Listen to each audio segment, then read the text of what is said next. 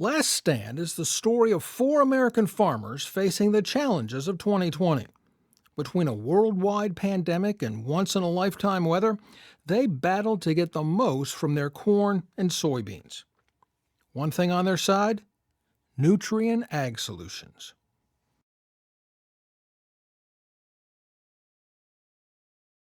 I wish I could tell you that high yield is a recipe, like following the cookbook. By gosh, it isn't that way. It is an art form. In my mid-20s, I bought some tractor trailers and hauled demolition. I was putting money away that I'd never seen before, working up for that day to buy my first tractor. Here we are today, close to 5,000 acres farming. 7 tractors now, all red.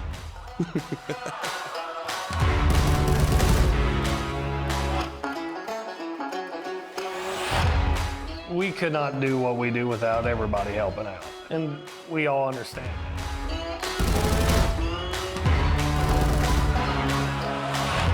I started farming when I was 4.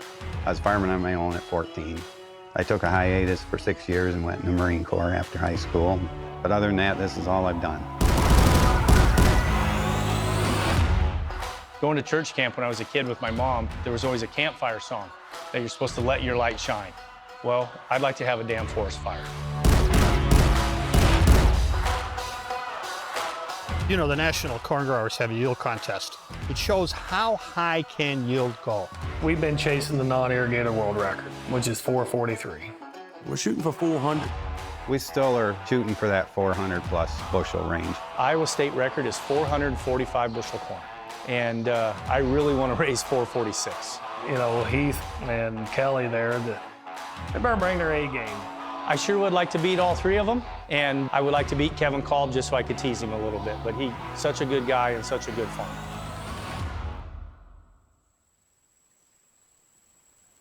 We planted corn last year a little bit late, and it turned out really well for us. And the only things I'd say we'd be concerned with planting corn late would be hurricane season right here on the East Coast. We got about 0.8 of an inch of rain. It was like our seed floated up, but if the seed was actually at 2 inches deep like it should be, you would probably have 2.5 to 3 times the root mass.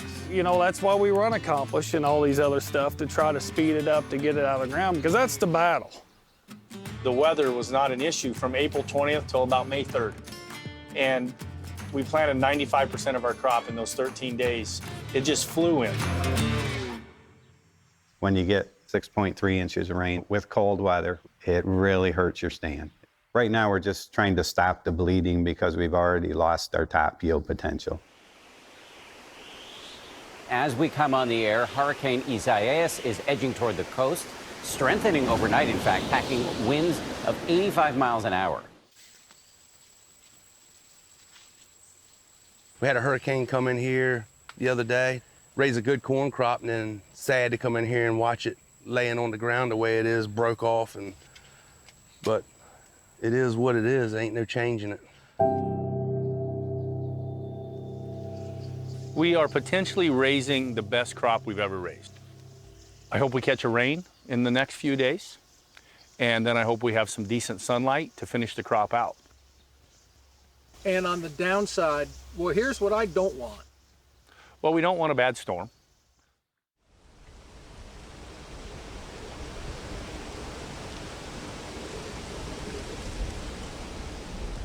The wind's blowing 60 miles an hour according to the Weather Channel app. We're getting a bit of pea-sized hail. If you live in the west side of the Des Moines metro, you might be hearing tornado sirens.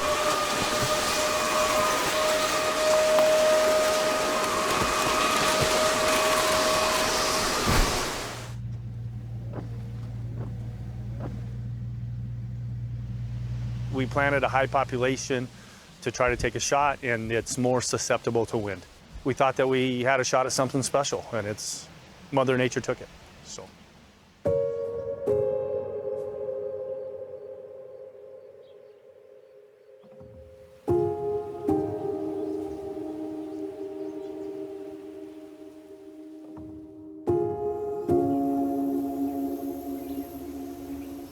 We haven't been getting a lot of rain lately, so we got to start adding water again. So we just got to keep plugging along and see if we can't push this crop a little harder. It's not normal for us to have to replant at the scale we've had to the last couple of years. Normally we only get 1 or 2 events a year, and this year it seemed like we had 1 or 2 events a week.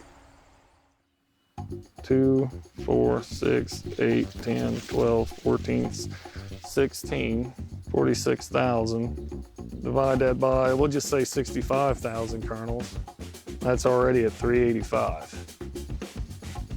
So, yeah, I think we could be, well, we should be really close to the best that we've ever had. You know, we've just about done everything we can do. It's in Mother Nature's hands from here on out. 2020's been a bitch.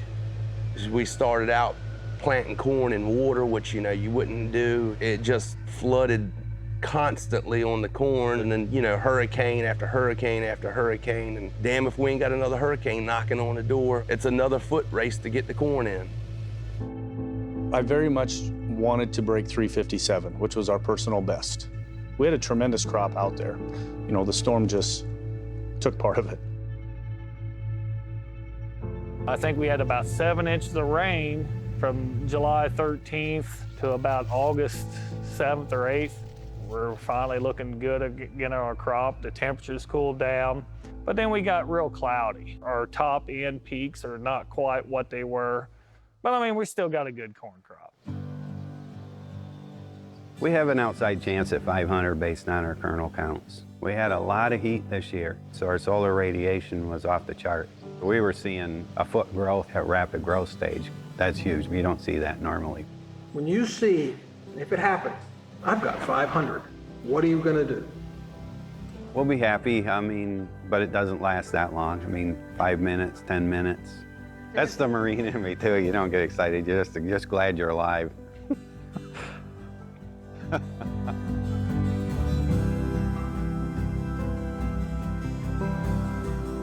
In 2020, the Chesapeake area was hit by 6 hurricanes and 2 tropical storms. Despite that, Heath Cuttrell was runner-up in North Carolina with 260 bushels per acre. The derecho was the most destructive thunderstorm in U.S. history, so Kelly Garrett didn't enter the 2020 NCGA contest. Just as he had predicted, Kevin Cobb hit 385 bushels per acre, and he won the national championship in the conventional non-irrigated category.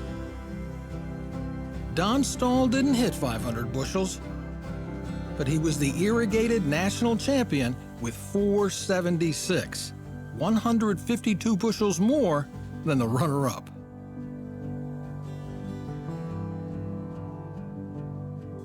There is common themes.